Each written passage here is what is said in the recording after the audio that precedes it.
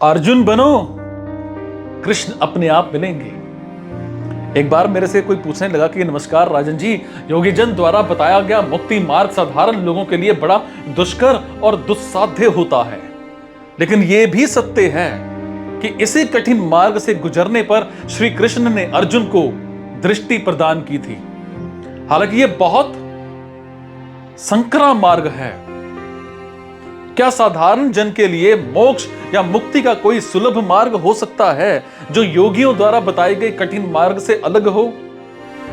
तो मेरा कहना था, श्री कृष्ण ने अर्जुन को दृष्टि यूं ही नहीं प्रदान की थी। अर्जुन ने कई तरीकों से अपनी पात्रता का परिचय दिया था। ऐसा नहीं है कि योगियों का मार्ग संकीर्ण या संकरा होता है और कोई दूसरा मार्ग होता है जो सुलभ या सरल हो। हर मार्ग पर तुमको अपनी मुमुक्षा का, अपनी आतुरता का परिचय देना ही पड़ता है, उसके अलावा कोई रास्ता नहीं है। सुन रहे हो ना श्री कृष्ण क्या कह रहे थे अर्जुन से? अर्जुन होना आसान बात नहीं है। अर्जुन होने का मतलब है ये उपदेश ग्रहण करना कि मोह पर बाण चला दो। प्रकृति के, रक्त के, अतीत के जो नाते हैं उनकी बहुत परवाह मत करो। अर्जुन तो पीछे हटने को तैयार हो रहा था, कह रहा था कि घरेलू बातचीत है, छोड़िए, इसमें रक्तपात ठीक नहीं है। और श्री कृष्ण उससे कह रहे हैं कि जो तुम सोच रहे हो वो बात छोटी है, असली बात ज्यादा बड़ी है। असली बात मैं तुम्हें बताता हूं, तुम युद्ध करो। अर्जुन होना आसान है और 50 तरह की शंकाएं हैं अर्जुन के मन में। एक शंका ये तक उठी उसे बीच में कि श्री कृष्ण कहीं उसे भ्रमित तो नहीं कर रहे। हम तो दुनिया देख करके चलते हैं, तुम्हें क्या लगता है? श्री कृष्ण सामने खड़े हैं, बोल रहे हैं। अर्जुन को क्या ये शंका नहीं उठी होगी कि और तो कोई इनकी बात को सुन नहीं रहा, ना ही किसी और को पकड़कर ये उपदेश दे रहे हैं। बाकी सब लोग तो अपने अपने मन पर चल रहे हैं। कोई किसी श्री कृष्ण से, किसी सारथी से, किसी गुरु से दिशा मांगने नहीं जा रहा। मैं ही क्यों सुन रहा हूं इनकी? बहुत आसान होता, अर्जुन कह सकता था, ये तो हम भाइयों के बीच का आपसी मामला है, आप तो रिश्तेदार हैं, तो बहुत दूर के, हम अपने आप सुलझा लेंगे। और आप अगर कोई सलाह देना चाहते हो तो समझौते की दें, हम में प्रेम बढ़े, भाईचारा बढ़े, इसकी सलाह दें। लड़ाई झगड़े की बात ना करें कृपया। पर अर्जुन ने एक साफ निर्णय किया हुआ है कि मोह पर और शरीर के अतीत के संबंधों पर बोध भारी रहेगा।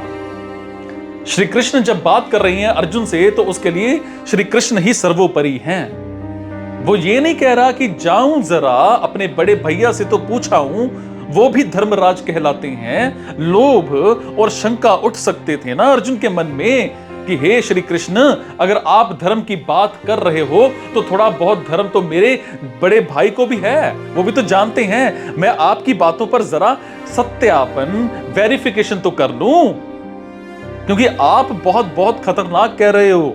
आप कह रहे हो कि पितामह को मार दो, आप कह रहे हो कि अपने गुरु को मार दो, आप कह रहे हो कि अपने भाइयों को मार दो। तो मैं जरा थोड़ी बहुत राय शुमारी कर लूं, इधर मेरे और भी लोग खड़े हैं, उनकी सहमति भी तो ले लूं।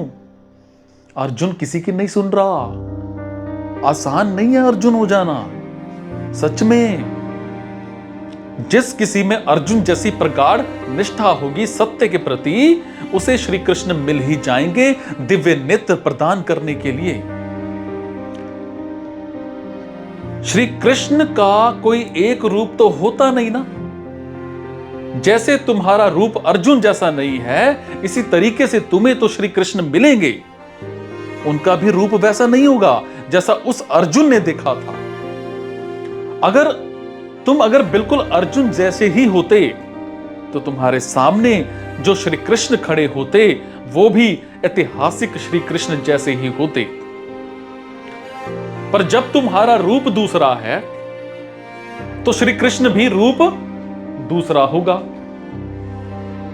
तुम में अर्जुन जैसी लो लगे तो सही, तुम्हारे अंदर वो प्रश्न उठे तो सही, जो अर्जुन में उड़ते थे, यही रास्ता होता है। बाकी सारी बातें संयोगिक होती हैं। कौन योग का पथ ले लेता है, कौन भक्ति का पथ ले लेता है, कौन ज्ञान का पथ ले लेता है, पथ पथ ये सब संयोगिक बातें हैं। ये सब घटनाएं घट जाती हैं जैसे घटती होती हैं।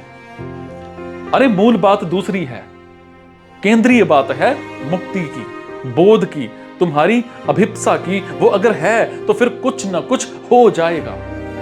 कैसे होगा ये कोई निश्चित नहीं होता, पहले से बताया नहीं जा सकता।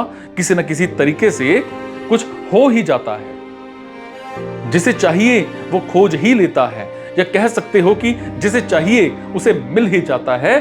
चाह मूल है। और चाहने का क्या मतलब होता है? चाहने का मतलब यह नहीं होता कि मेरे पास जो कुछ है उसमें मैं एक चीज और जोड़ लूं जो मैंने चाही है।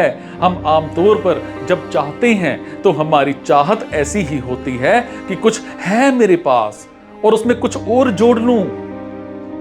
मैं भी बना रहूं, जो कुछ मेरे पास है वो भी बना रहे और मेरे खजाने में कुछ जुड़ ही जाए।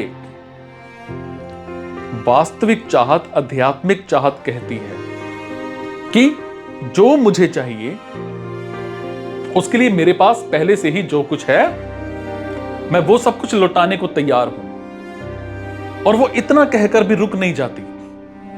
पहली बात तो ये कि मुझे चाहिए जो मुझे इतना प्यारा है कि उसके लिए मेरे पास जो कुछ है मैं वो सब कुछ छोड़ देने को तैयार हूं। सब बदले में वो बहुमूल्य चीज मिलनी चाहिए। और इतने पर भी अगर वो चीज ना मिल रही हो तो मैं उस चीज को पाने के लिए अपने आप को भी छोड़ देने को तैयार हूं। समझना बात को, समझे?